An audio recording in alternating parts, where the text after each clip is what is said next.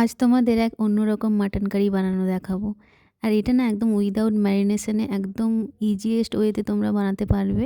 সেটাই ভাবলাম তোমাদের সাথে শেয়ার করি। হাই সবাইকে, আমি শর্মিষ্ঠা চলে এসেছি একটা নতুন ভিডিও নিয়ে। সবাই কেমন আছো? আশা করছি সবাই ভালো আছো। আমিও ঠিক আছি।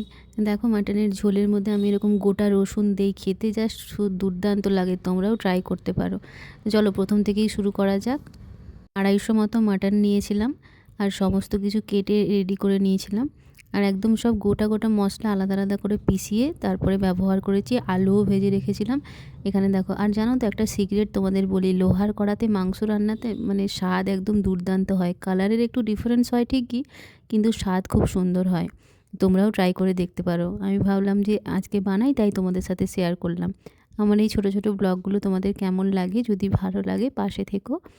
আর এরকম ছোটো ছোটো মিনি ব্লগগুলো যদি তোমাদের ভালো লাগে আমাকে ফলো করে দিও। আর যদি ফেসবুক ইউটিউব থেকে দেখছো তাহলে সাবস্ক্রাইব করে দিও। এই দেখো কষানোতে, আর একটা তোমাদের সিক্রেট বলি, কষানোতে যদি এক টুকরো পেঁপে দাও না, মানে মাটনটা খুব সুন্দর সেদ্ধ হয়। আমি দিয়েছিলাম। তো এই দেখো কষানোটাও মোটামুটি হয়ে গেছে। আর একটু কষিয়েই জল ঢেলে দিলেই রেডি।